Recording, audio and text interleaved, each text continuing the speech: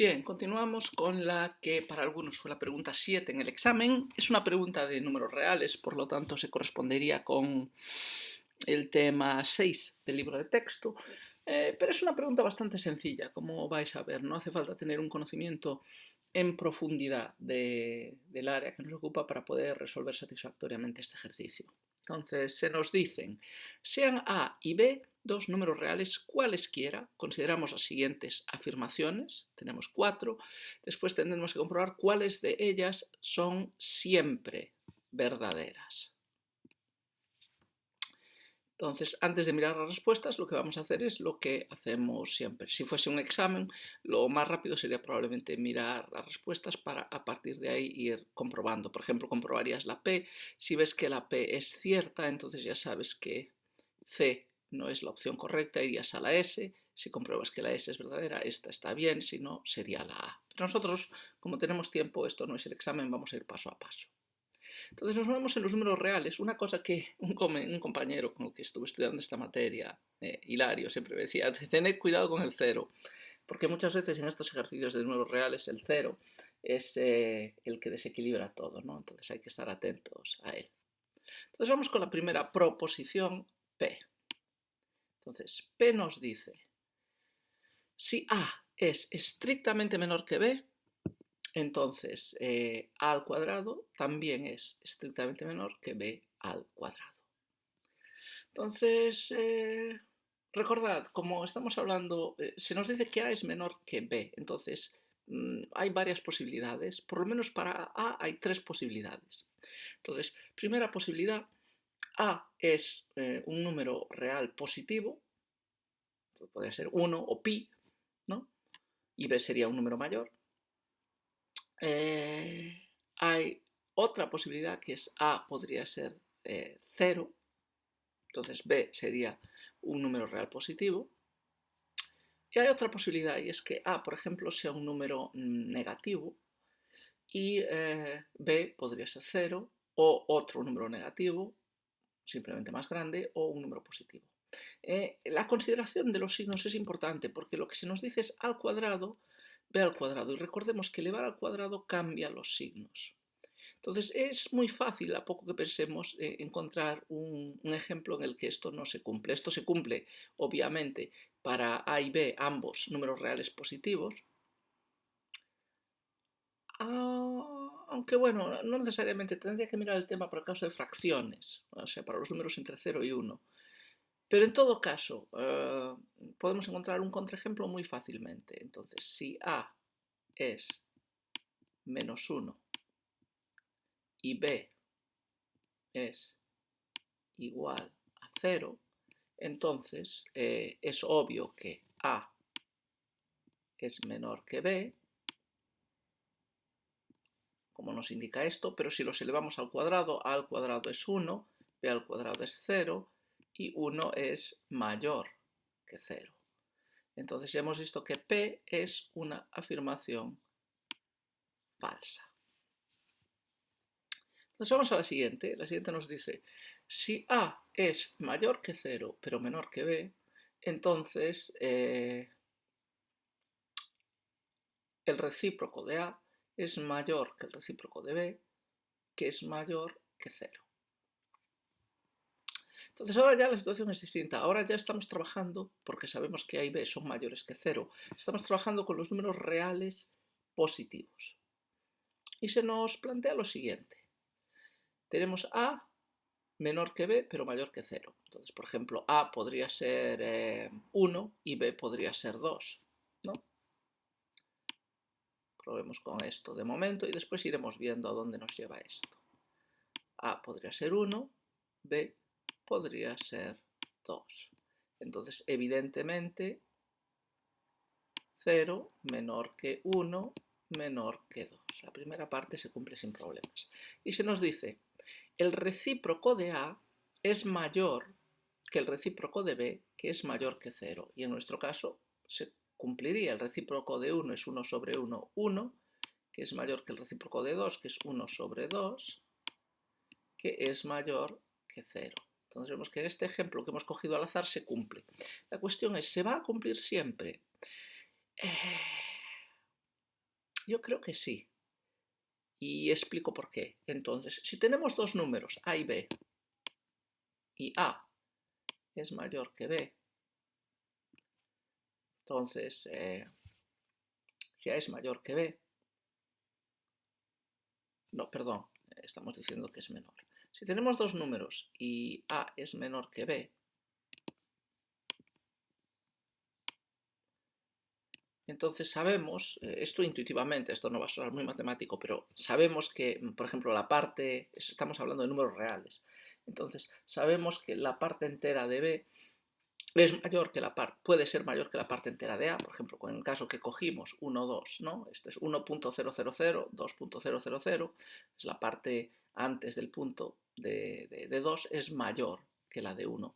En el caso de que sean iguales, tendríamos que ir a los decimales, pero siendo B mayor que A, en algún momento de la expansión decimal encontraríamos que B tiene un dígito mayor que A, y eso es importante. ¿Por qué? Porque ahora cogemos los recíprocos y si una cosa que pasa con las fracciones del estilo 1 sobre x, una cosa que tienen estas fracciones, es que en una fracción 1 sobre x, esto, que es normal para los números en general, el número más grande es mayor, en 1 sobre x es al revés. O sea, si tenemos 1 sobre x y 1 sobre y x es mayor que y, entonces tenemos que su recíproco es al revés. ¿Y por qué es al revés? Porque si x es mayor que y, en el recíproco x, que es un número más grande, está dividiendo 1. Entonces, cuando divides 1 por un número más grande, cuanto más grande, más pequeño es el resultado. En cambio, como y decíamos, es más pequeño que x, cuando dividimos 1, el mismo 1, por y, nos va a salir un número evidentemente más grande, porque estamos dividiendo 1 por menos partes. Entonces, dicho todo esto, creo que es bastante obvio que esta afirmación es cierta. Pasamos a la siguiente, pasamos a R. Nos dicen, si A es menor que B, y este es como P, esto vale, A y B pueden ser los dos números negativos, pueden ser números positivos, simplemente no pueden ser el mismo. Si A es menor que B, si A es menor que B, entonces 1 menos A va a ser mayor que 1 menos B.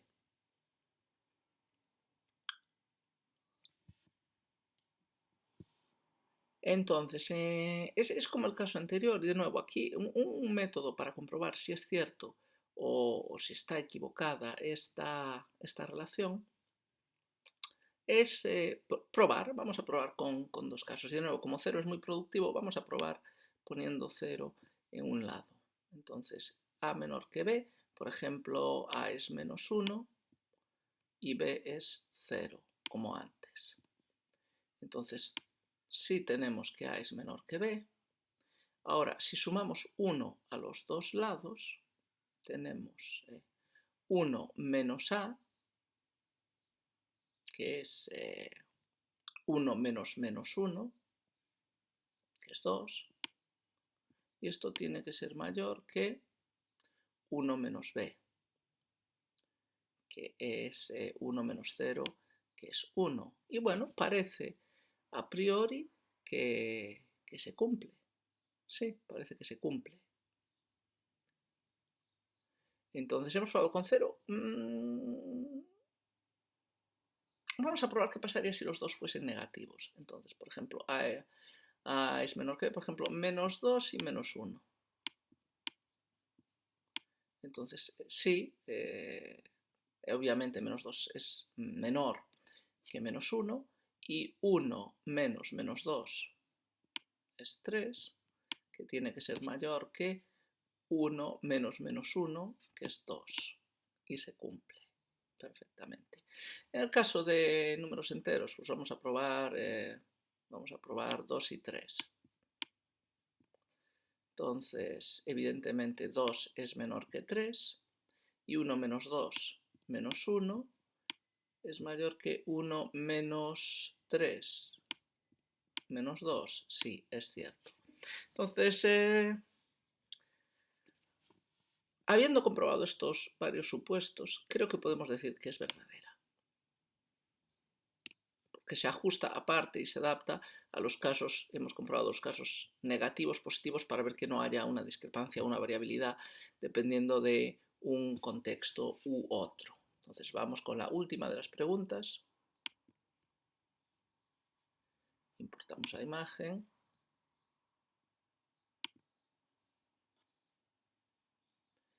Era esta.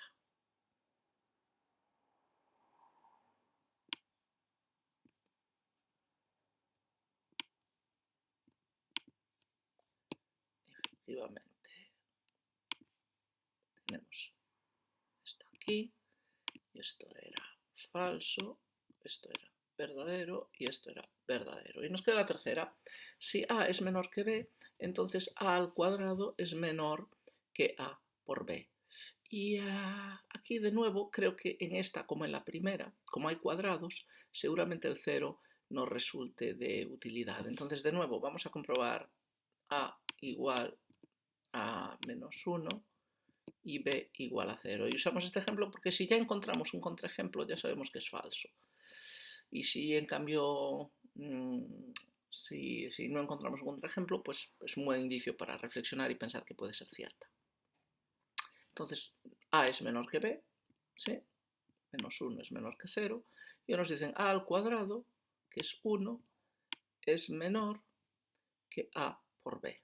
El 0 está muy bien escogido aquí porque el 0 es el absorbente. Y entonces, aunque tenemos aquí el menos 1, al multiplicarlo por 0 se convierte en 0. Y tenemos que 1 es menor que 0, lo cual es falso. Por lo tanto, S es falsa. Entonces, con esto hemos acabado el ejercicio. Ahora simplemente tenemos que ver cuál de los enunciados es verdadero. Se nos pregunta cuáles de las siguientes afirmaciones son siempre verdaderas. Y hemos visto que las que son verdaderas son Q y R. Entonces, ninguna de las otras respuestas, P y S, entonces P y S no, P y S son falsas. Q y R sí, Q y R son verdaderas. Y ninguna de las otras respuestas es falsa, por lo tanto, entonces esta es así.